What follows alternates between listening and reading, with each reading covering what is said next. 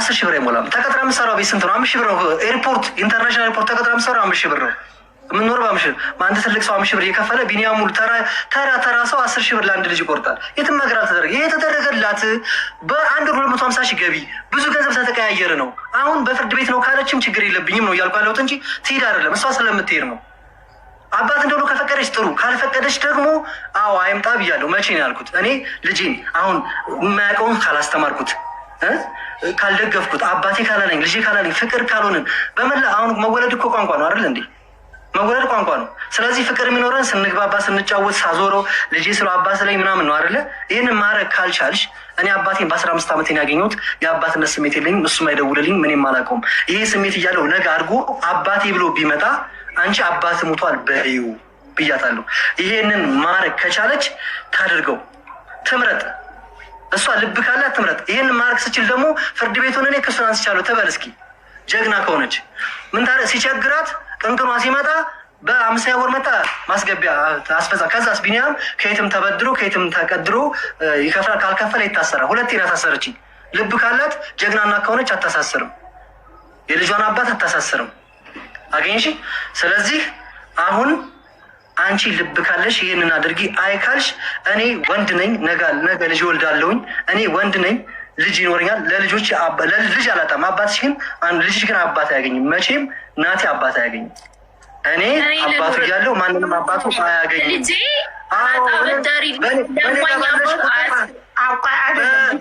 ሲያድግ ልጅሽ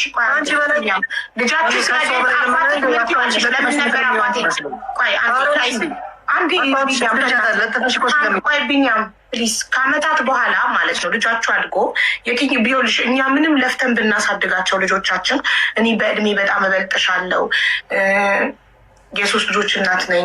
3ኛው ሳይመጣ 3 ብዬ ቆጠር ያው በሉት እና ዩኖ አይኖ እሱ አቅም እያለው አልሰጥም ካለ በጣም የሚያናድድ ነገር ነው። እየቻለ ለልጁ ከሰሰተ በጣም ያናድዳል። ግን አንቺ ተሽለሽ ተገኝተሽ አባት ከሱ በጣም ስለምትሻይ ልጁን እንዲያይ ብትፈቅጂለትና ኮኔክሽናቸው ባይቋረጥ፣ ኮኔክሽናቸው ተቋርጦ ልጅሽ 17-20 ዓመት ከደረሰ በኋላ ቢኒያም የደረሰበትን ባታቂ ወይ ቢሞት ሳይገናኙ ጊዜ ሳያሳልፉ ቢኒያም ቢሞት ኦር ደግሞ አርጅቶ ትልቅ ከሆነ በኋላ አባቴ ማን ነው አባቴን ያሳይኝ ሲልሽ አባትህ ከሌ ነው ስትዩ እሱ ደግሞ እኔ በልጅነትህ እናትህን ለምኛት ነበር እንድታሳየኝ ፈቃደኛ አልነበረችም፣ ለዛ ነው እኔ እናንተ ያልተገናኘ ነው ቢል ልጅሽ አይቀየምሽም አባቱን እንዲያይ ባለመፍቀድሽ? አንደኛ ምን አለ መሰለሽ አቡ፣ ይሄ ሰው ወደ እኔ ህይወት ሲመጣ ልጁን እረዳለው ነው እንጂ አንቺም ትረጅኛለሽ ብሎ ቢመጣ እሺ ተዘጋጅቼ እጠብቃለሁ። አንድ እሱ ሲመጣ ልጁ የኔ ነው የኔ ከሆነ እረዳለው ነው ያለው አይደል? ከረዳክ እሺ ይመረመራል። ከዛ ባለፈ ደግሞ አባት አላጣም ልጄ አባቴ ብሎ ያሳደገው እኔ ወልጄ አንድ ሰው እንኳን አጠገቤ ባልነበረ ሰዓት ደም በደም ሆኜ ወልጄ 15 ሰዓት ሙሉ ያለማቋረጥ ደም ሲፈሰኝ ደሜን ያጠበው የእህቴ ባል ነው። ግሪን መቶ ሲወለድ ገና ሲወለድ ልጁ ማለት ነው አባቴ ብሎ ያደገው ሲጀመር የሲስተርን ባል ነው። አሁንም ቢጠየቅ አባቴ የት ነው ከተባለ የሲስተርን ስም ጠርቶ እሷ ጋ ነው የሚለው። እግዚአብሔርን ነው የምልሽ። ያው የሰማይ የምድር ጌታ እግዚአብሔር ምስክሬ ነው። ትናንት ነው ከትላንት ወዲያ አባቴ የት አለ ሲባል አባቴ የሲስተርን ስም ጠርቶ ከሌ ጋ ነው ያለው። አባትነቱን አያውቅም። ሲጀመር ቢኒያም አባቱ መሆኑን አያውቅም። እውነታው ማለት ነው። ሲቀጥል ይሄ ሰው እረዳለሁ ብሎ ከመጣ ለምንድን ነው ዛሬ ላይ ደርሶ እኔ የለኝም ስራ ካልሰራ ሰርቼ እረዳለሁ ነው አይደል ያለው እንዴ? እሺ መጀመሪያ ያልሽው ነጥብ ዲቦዬ ልጄን እረዳለሁ ዲኤንኤ አስመርምሬ ልጄ ከሆነ እረዳለሁ ብሏል። እኔ አስመርምሬ ያለው ይርዳ ብለሻል። ትክክል ነሽ። አቋምሽ ግን አንቺም ትረጅኛለሽ ብሎ ላልሽው እርጅኝ እያለሽ ነው ከአንቺም እርዳታ እየጠየቀ ነው። የሆነ ሰዓት እንትን እያለ ነበር ዲቦራ ገንዘብ ነው የምትፈልገው ከኔ ብራስ ልከላክልኝ የምትል የሞራል ድሽቀት ያለባት ሰው ናት። ማስረጃ ከፍቅረኛ ብራስ ላክልኝ ያለችበት ማስረጃ ያለ ማስረጃ ቢኒያም አንድ የሚሰራ ማስረጃ አለክ? የለኝም አላልኩም። ትበልሱ አላልሽም ብለሻል። ከፍቅረኛ ብር ተቀብለክ ላክልኝ አላልኩም። አውቃለሁ። እግዚአብሔር ያውቃል። ችግር የለውም። ብቻ ይሰር ቀጥ ችግር ያፉ በይ ስላጠፋው ስምሽ ይቀርታ። ችግር የለም። እሺ ቀጥል።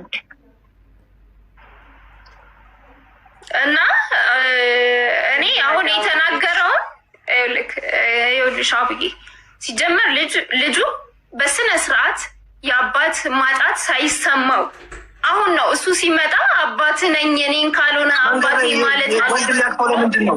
መንገድ ወር የሚያቅፈው ለምንድን ነው? ወንድ ልጅ ሲያይ የሚንሰፈሰፈው ለምንድን ነው? ዛሬ ባይፈልግ 5 ዓመት ይሙላው እናያለን። አሁን ለምድር ለሰማይ አባቴን ቢኔና ይልሻል።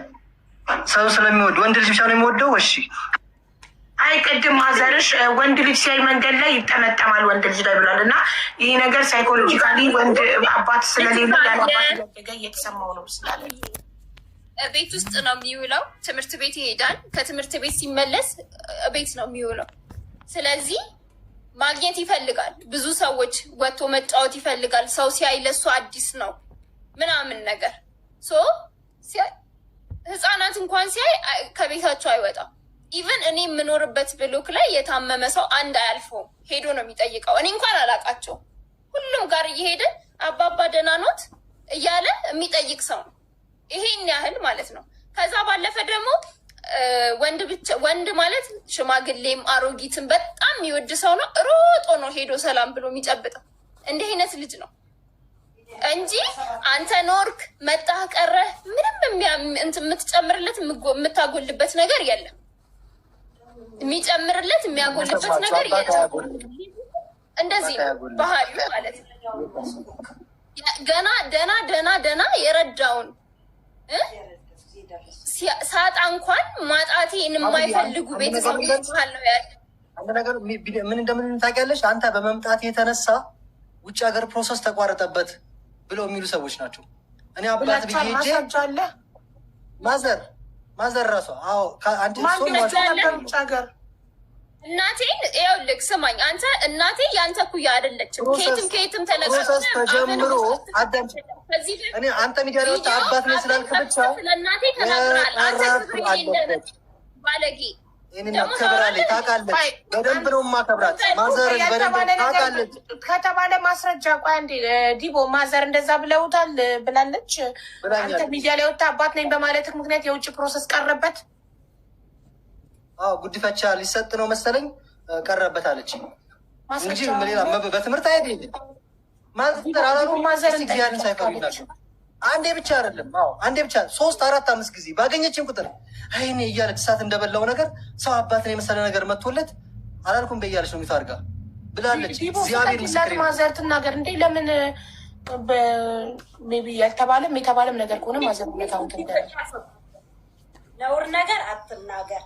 እኔ የምን ጉዲፈቻ ነው? ሌላ ሰው ቢኖር ማሳደግ ደስ ይለኛል። በቤተ ክርስቲያን ውስጥ የሚረዱ አባት የሌላቸው ልጆች ያሉ አይደል?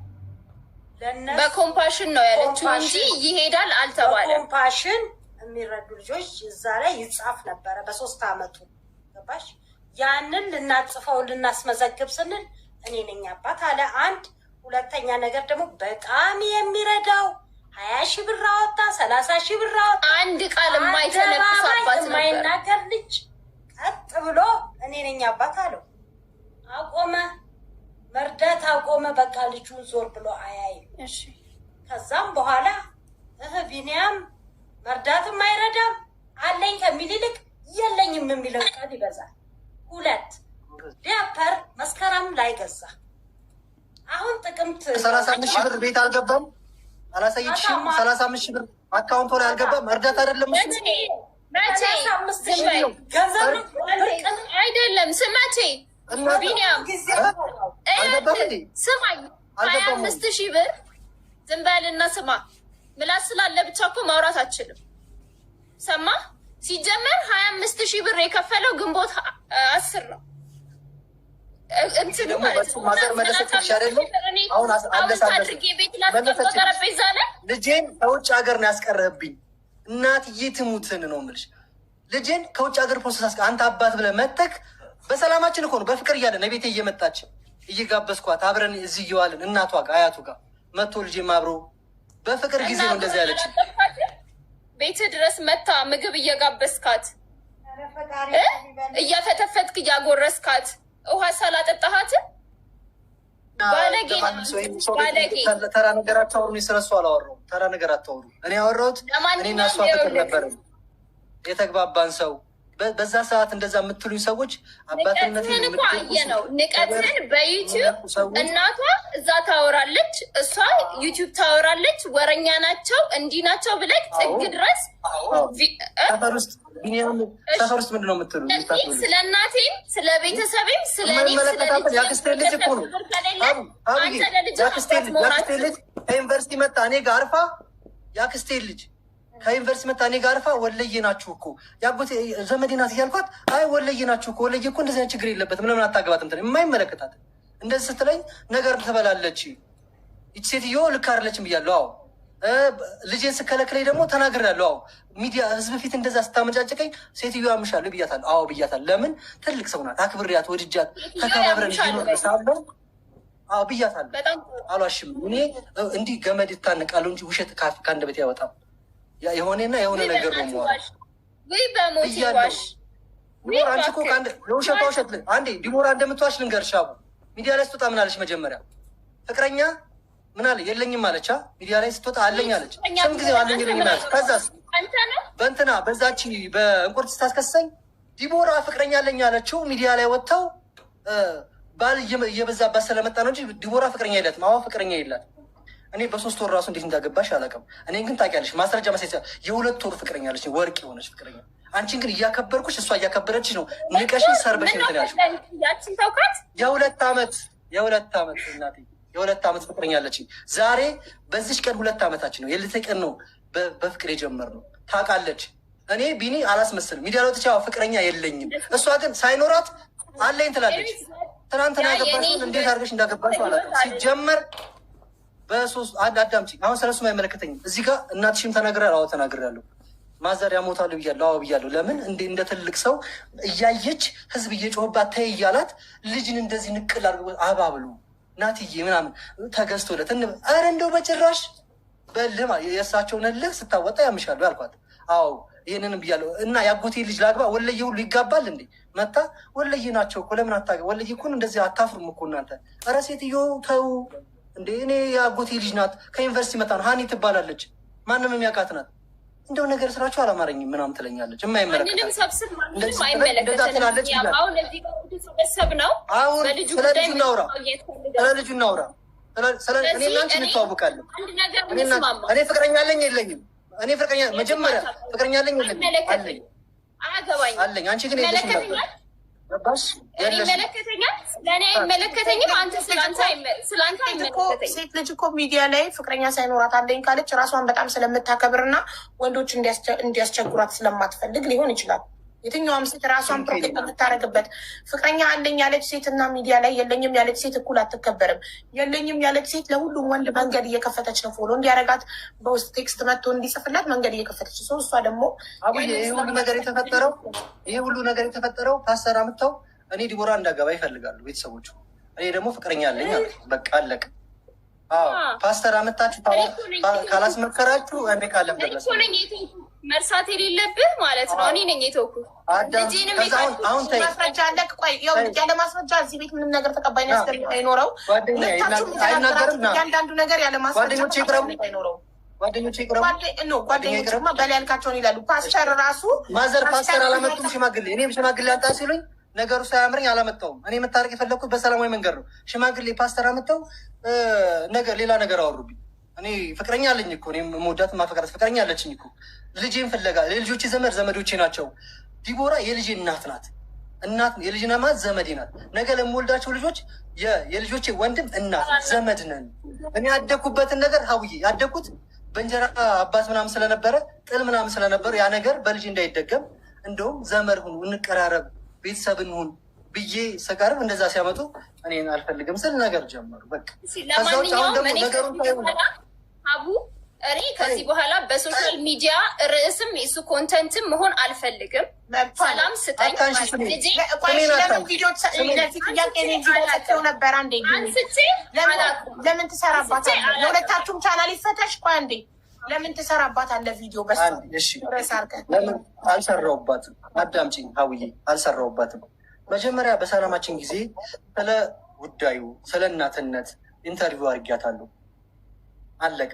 ከዛ ውጪ እሷ ናት የወጣች ቢኒያም እያለች ፖስት ማድረግ የጀመረችው። ቢኒያም እንደዚህ አደረገ ምናምን ማለት ጀመረ። ቢኒያም እንደዚህ አደረገ ስትል ዲቦራ እኔ እንደዚህ አላረኩም፣ ዲቦራ እንደዚህ አላረኩም። ጠይቃት እውነት እንደሆነ ዲቦራ ቅድምም ብሏል እዚህ ጋር ጽፍ ያለው ራሷ ናት ቀድማ ልጁን አልረዳም ብላ ቪዲዮ የሰራችብኝ ዩቱብ ላይ መቼ መስከረም 17 ዮሃ ሚዲያ ላይ ቀርባ አልረዳም ብላ ዋሸች። ከዛ እኔ ደግሞ ዮሃ ሚዲያ ላይ መስከረም 25 ቀርቤ ከሷ በኋላ ቀርቤ እንደምረዳ ምላሽ ሰጠው ነው ያለው። ይህ ነገር ትክክል ነው? እሺ እኔ ደግሞ አልካድኩም። ዮሃ ሚዲያ መጥቶ ለመስቀል ኢንተርቪው አድርጎኛል። እየረዳ አይደለም ግን ደግሞ ለወደፊት እግዚአብሔር ይርዳው አልኩ። ክፉ ነገር አልተናገርኩኝም። ከዛ ባለፈ ደግሞ እሱ ጥር ላይ ቀድሞ ከፍሎ ይሁን አላውቅም። መስከረም እንግዲህ የትምህርት ቤቱ ክፍያ ተከፍሏል ነው ወይስ የመስከረምን ከፍሎ ነው እስካሁን እየከፈልኩ ነው ብሎ ያወራው? ጥቅምት ላይ ወጣ። ከዛ ልጄን ከምችለው በላይ እየረዳው ነው አለ። ከምችለው በላይ እንግዲህ አስቢ፣ ያገኘበትን አስቢ። ከዛም በኋላ ደግሞ ከምችለው በላይ እየረዳው ነው አለ። ምንም አላልኩም። 70 ሺህ ብር ነው ምናምን በወር አውጥቻለሁ ብሏል። እንግዲህ እግዚአብሔር ነው የሚያውቀው። ከዛም በኋላ የከፈለው ግንቦት 10 25 ሺህ ብር ሰጥቶኛል። አልሰጠኝም አላልኩም። እሱም ደግሞ በህግ በግዴታ አይ ተናግሬያለሁ። እሺ ጊዜ አላነሳም። 10 ሺውን የካቲት 24 25 ሺውን ደግሞ ግንቦት 10 ብላ ነው የተናገረችው። ጽፍ ያለው ሁሉ ነገር ወረቀት እያያዘው ነው። እኔና ታውዬ አሁን ነገሩን ለማቅለል ማለት ነው። እሷም የሆነ ነገር ትላለች፣ እኔም የሆነ ነገር እላለሁ። እስኪ አሁን በሰላም በእናንተ ፊት ማለት ነው እኔ ለልጅ አባት ልሆንበት። እኔ የሚያቀኝ ያቀኛል። ሰው ቀና ብዬ የማልናገር ልጄ እንኳን ልጄን ማለት ነው። አዳምጪ ታዳም እየሰማችኋል። ስለዚህ ገንዘቡን የምትፈልጉት ለድግስ ነው። አንፈልግም። ገንዘቡን ውሰድ።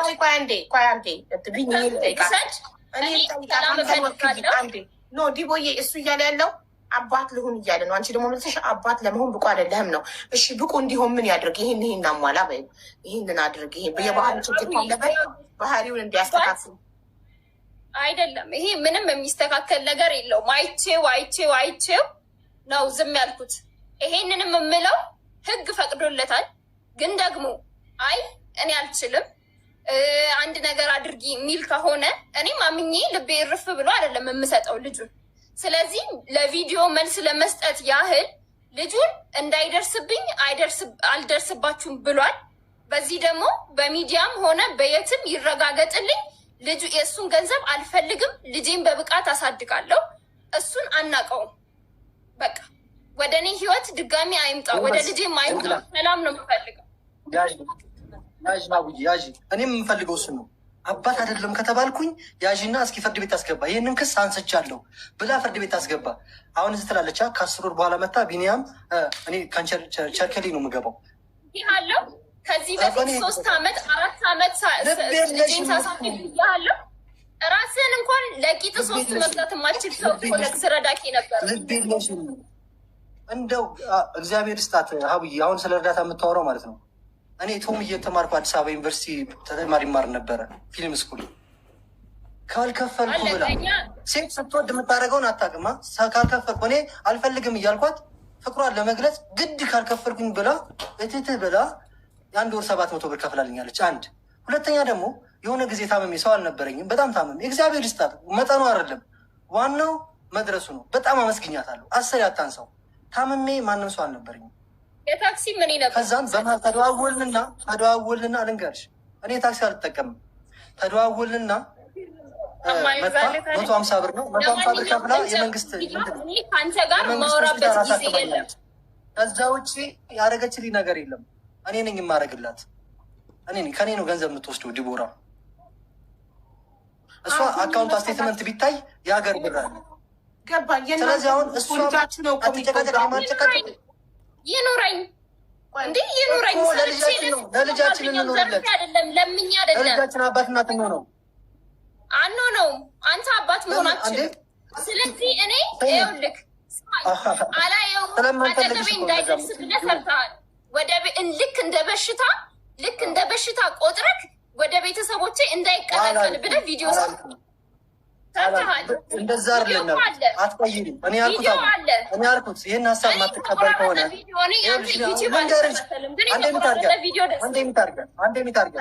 አንዴ ሚታርጋት ልንገርሽ እናቴ። እኔ ያልኩትን ልንገርሽ ራስሽ ሚታርግ። እኔ ያልኩት አንዴ ልናገረው። እኔ ያልኩት ዲቦራ ልጄን ከልክላኛለች። አዎ ከኔ ገንዘብ ነው የምፈልገው። አዎ ገንዘብ እየወሰደች እጅ አላሳይም ብላኛለች። በዚህ በህዝብ ፊት ወተና ሚዲያ ላይ እኔ ለዲቦራ አሁን አባት እንዲሆን ትፈቀድልኝ ልጄን ላሳድግ አይ ካለች አሁንም እደግመዋለሁ። ካደገ በኋላ ናቲ የሚባል ልጅ መጥቶ ህይወቴን እንዲበጠብጥ አልፈልግም። ለምን እንደሚጠብጠቅ ልንገርሽ። አንደኛ አዳምጪኝ። አንደኛ ልጁ አላውቀውም። ካላወቅኩት ደግሞ ካላሳደግኩት ደግሞ ስሜት ከሌለኝ ፍቅር ከሌለኝ ካልሞትኩለት ለልጄ ካለፈውለት ፍቅር ለመልፋትም እኮ ልጄ ምን ብያታለሁ? ዲቦ ይሄ ብር እኮ ብዙ ቢሆን ለልጄ እየሞትኩለት እስኪ መነሻሻ ኢንስፓይሬሽን ይሁነኝ ለልጄ መኖር ልጀምር እስኪ ብያቱላ ነበር። ካልኖርኩለት እንዴ ገንዘብ ምን ያደርጋል? ፍቅር እኮ ነው። ባለፈው አንድ ሰውዬ 3 ልጆቹን አስመርምሮ 2 የሱ አይደሉም፣ አንዱ የሱ ነው። አንዱ የተመረመረ ልጅ ልልቅ ከ2 ጋር ፍቅር አለው። ለምን? ልቡ እነሱ ጋር ነው። እነሱ ጋር የእሱ ያኑት ልጆች ይወዳል። ለምን? ስለሚገናኝ፣ ስለሚያፈቅራቸው፣ ስለሚለፋላቸው፣ ስለሚታገልላቸው። ያ ነው አባትነት ማለት። እንደዛው ያላሳደግኩት ልጅ ነገ መጥቶ ለወንድሞ ለልጆቼ ሌላ አዲስ እንግዳ እንዲሆንብኝ ምናምን እንዲሆንብኝ አልፈልግም። እኔም ስሜቱ ልንገርሽ፣ አባቴ ልንገርሽ፣ አሁን ሊሰማኝ ይችላል በዚህ ሰዓት። ይህን ሁሉ እድሜ ስኖር በ15 ዓመቴ እኔ ራሴ ለፍቼ ከሀገር ተንከራትቼ ከእናቴ ተደብቄ ነው የምልሽ። እናቴን ተይው፣ አሁን በቅርቡ ይመጣላታል ቃል ለምድር ለሰማይ በሚዲያ ካልወጣ ናት አባቴን ፍለጋ ብሎ። እኔ ልንገርሽ፣ በዛ በገጠር ጊዜ ማለት ነው ገጠር ክፍለ ሀገር ወሎ ኮምቦልቻ ከገጠር ከመቅደላ እናቴ በሌለችበት ከአያቴ ብር ሰርቄ ሄጄ አባቴን ፈለጋ እሬ ያገናኙ ቢ ይኸውልሽ ከ5ኛ ክፍል ጀምሬ እስከ 10ኛ ክፍል ሰው አገናኙኝ በማለት የአባትነት ፍቅር በመጠማት በመሰቃየት ያደግኩ ልጅ ስለሆንኩ ስለሚገባኝ ነው የምነግርሽ። የት ነህ አባቴ? ሰው ሲመላለስ እየጠየኩ የሆነ ሰው ሽኩ ስለኝ ከአያቴ ብር ሰርቄ ሄጄ ኮምቦልቻ ራሴ ፈልጌ ሄጄ አገኘሁት። ከልጆቹ ደብቆ ለብቻው አግኝቶኝ መልሶ ሀገር የሸኘኝ። መቼም ማረሰው ከልቤም አይወጣም። እንደዛ አድርጎኝ እንኳ ደውሎ አሳድጎኝ ያውቅም። ለምን? ከእናቴ ጋር ባላቸው ችግር ሊሆን ይችላል። እኔ እናቴንም እንድናት አለልም። የሁለቱ ችግር ነው በቃ። እኔ አሁን የገባኝ ማለት ነው የአባቴ ጭካኔ ላይሆን ይችላል። አሳድጎኝ ያውቅም። አሁንም አይደውልልኝ፣ እኔም ባይደውልልኝ ምንም አይመስለኝም። ከእናቴ ውጭ የሚናፍቀኝ የለም። እኔም እጅ ህይወቱን አልረብሸውም። አገኝሽኝ ግን ማን ይጎዳል? እኔ ግን አለቅሳለሁ፣ ውስጥ ይጎዳል። አባት ያለው ሰው ሳይ አሁን ነው የምልሽ። ትናንትና የቶሚን አይቼ ቶሚ አባቱ ጋር ሲሄድ እንዴት እንደሚያምር አባት ነው። ይግደልም ይጨርስም ለልጅ አባቴ ስል ኩርት ይላል። እኔ ደግሞ ንጹህ ወንድ ነኝ፣ ሱስ የሌለብኝ፣ የማልጠጣ የማልሰክር፣ በጊዜ ቤት የምቀመጥ፣ ስራ ለመስራት የምሞክር፣ ልቤ ደግሞ ንጹህ የሆነ ሰው ስለምታውቀው ነው የምነግርሽ ነው። እንደዚህ አይነት አባት አይገኝም። አባት ብዬ የመጣሁትም እሷ ልጅ ልታስወርድ ስትል ዲቦ ትሞቻለሽ ወይ ደግሞ ወደፊት ልጅ መውለድ አቺም ይሄ ልጅ ይወለድ ምን ብያ ተናግረዋለቻ። ድንጋይ ተሸክሜ የዛኔ አቅም ነበረኝ። ትምህርቴንም ሰቅዬ የተመረኩት በማዕረግ አንደኛው የወጣሁት ከትምህርት ቤት ጀግና ተማሪ ከታችን ቢሆን ማለት ነው።